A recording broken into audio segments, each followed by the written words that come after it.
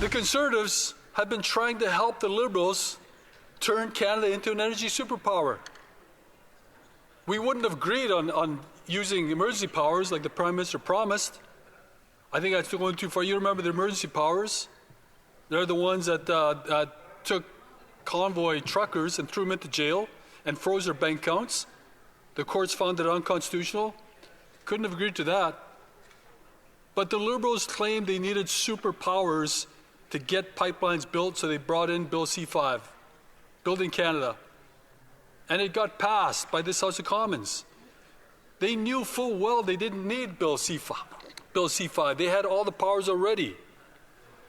But this is typical of what this government has been doing. I think this is good. This goes on for 10 minutes. But again, this is why I was critical of Bill C-5. It creates a bureaucracy out of nothing to do things that the government is already supposed to do. And it all of a sudden makes energy projects even more political. But the Conservatives voted for it too. I don't understand why the Conservatives wasted political capital on Bill C-5, because it, at this point, puts pipeline projects in the Prime Minister's office instead of undertaking independent reviews, because here we are. I'll go ahead, Wyatt. Yeah, well, why I think the Conservatives voted for Bill C-5 was more so for a calculated political reason that Carney is going to, if he doesn't get Bill C-5 passed, he's going to sit there and say, see, I can't get anything done because the Conservatives won't go along with it. And so the Conservatives the entire way along with Bill C-5 kept pointing out, you guys can do this stuff anyways. The Bloc and the NDP weren't going to vote for it for like their own environmental and Quebec reasons. And so the Conservatives are like, okay, well, here's the rope. Go hang yourself with it because you're going to just prove you're not going to get anything done. And I think that's effectively what they've done. It's like how I think Alberta Premier Danielle Smith has almost been allowing Mark Carney to play himself by going along and signing his MOU. And then within a couple of weeks, he's already proven the whole thing was fake. And so it's been a big win for Danielle Smith. She was willing to be as optimistic as possible. And the only reason that this isn't working out is because of Mark Carney and the Liberals. And just another thing on this as well is that I was genuinely shocked when the Liberals voted against their own MOU, because I thought they were going to be smart enough to know it's a motion. They're complaining, oh my goodness, but it's missing language from the MOU. Why don't you just throw the entire MOU in as a bill or a motion? I'm like, no. You have to vote on the idea. Should a pipeline be made? That's all we want to know from you guys. Do you believe in a pipeline being built? And they couldn't organize their own people to do that, which probably demonstrates the Liberal Party is not as unified as you think. No. Keith, go ahead. I'm sure you're itching to say something. Well, I mean, all of this illustrates how broken Canada is. Yeah. We shouldn't have investment decisions restricted from others in our country and outside of our country who want to invest in creating jobs here for our communities. We shouldn't be putting ridiculous barriers in front of them with nonsensical gender screening requirements for project as is required under the Impact Assessment Act, also known as Bill C-69. All of these things are just making it harder for Alberta or Canada to prosper and for Alberta to prosper. And it's ridiculous. And I am so tired of the games in the House of Commons. I really, the couple times I've went into question period in the public gallery over the years, I literally felt nauseated. It's just such a theater. And why it annoys me so much is they're dealing with people's lives. Yep. They're dealing with their future. They're dealing with their ability to live their best life and achieve their potential. And all of this is just games. It's demonstrating it in spades.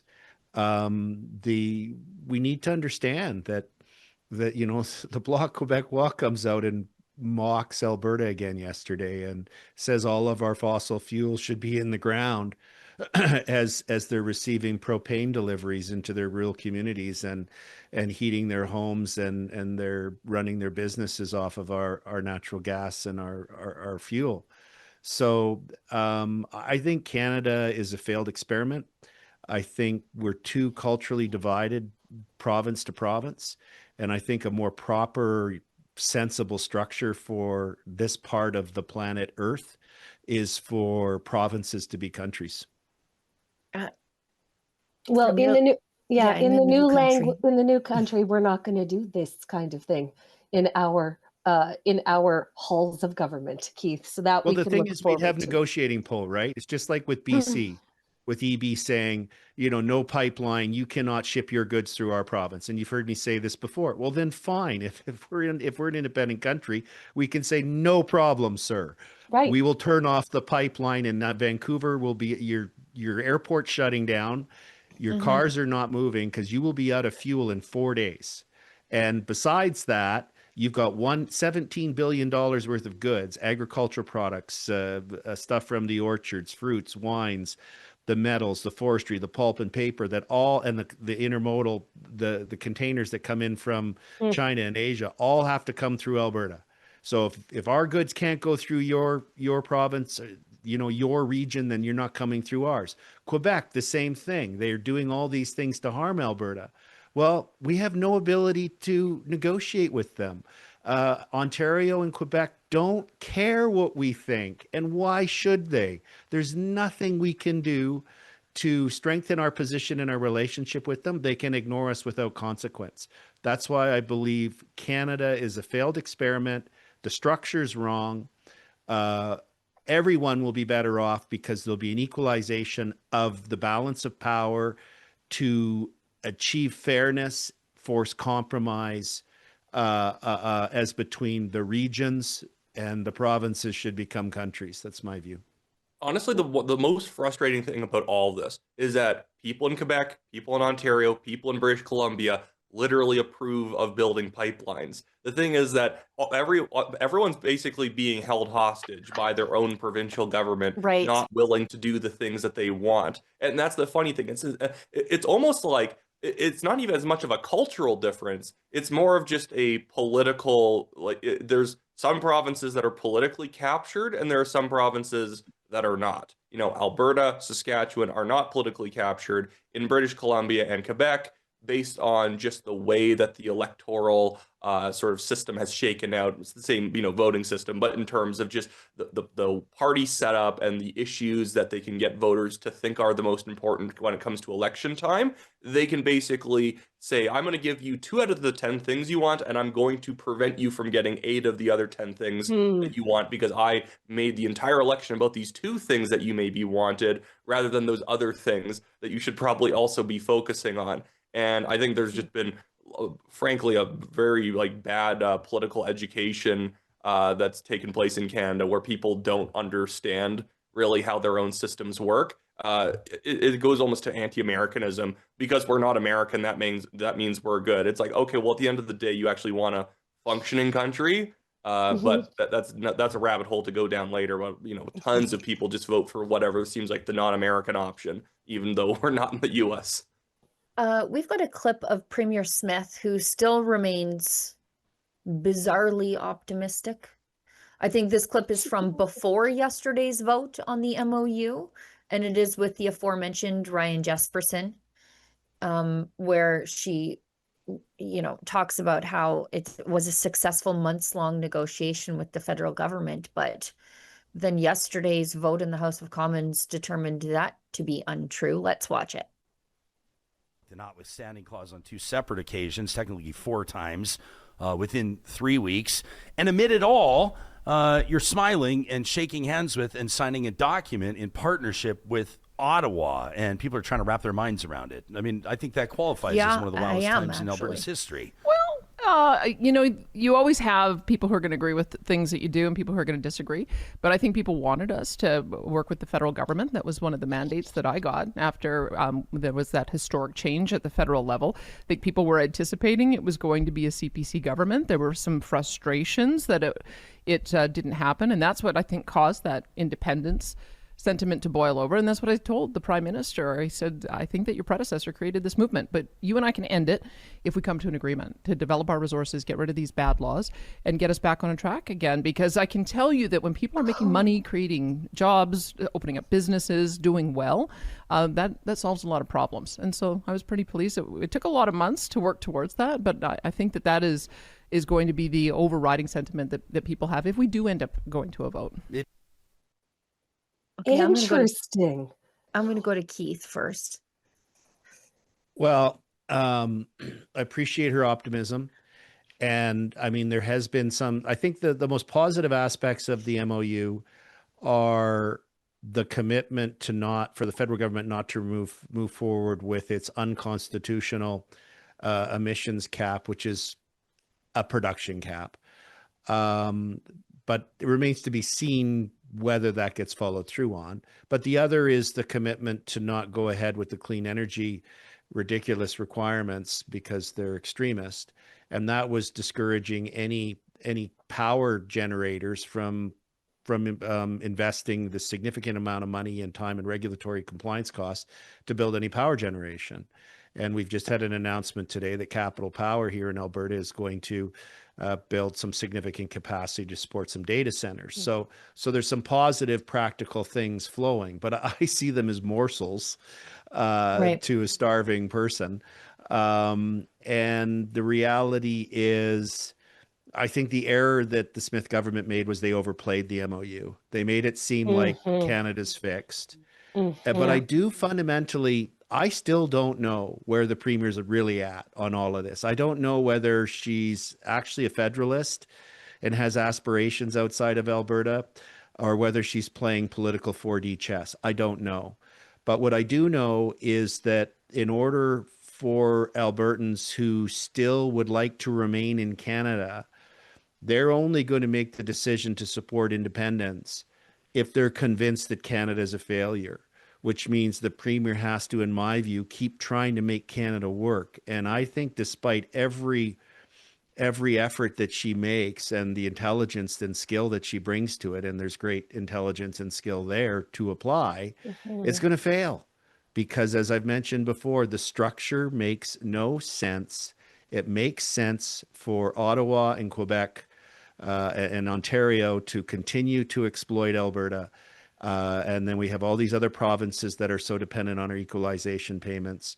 And I don't know that I'd agree with Wyatt that it's the political parties in provinces that have convinced the people of things. I think it's the other way around.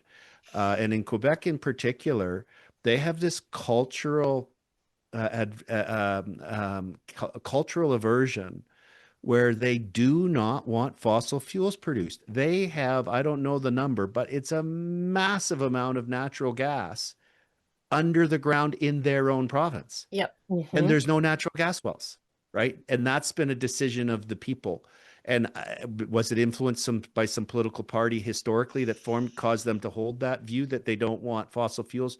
Maybe there's a history there I'm not aware of. But I think we are so culturally diverse that the idea that we can function as a cohesive country over such large land mass, over such great distances, with such fundamental differences, I think is a pipe dream.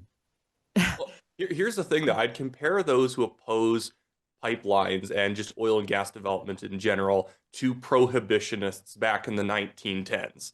Is that, were they ever a majority? Not even close. They usually estimated that they were only about 20% of the population were actually wanting a full teetotal prohibition to alcohol in the United States. And we had that actually before the US. The thing is that if certain parties knew that that group of people would vote for them if they put forward certain policies, well, that's more than half of your coalition that you need to win the election. And the problem is, in places like British Columbia and Quebec, the parties with the best coalitions able to win rely on those voters. And so literally in Quebec right now, pipelines are more popular than Quebec separatism.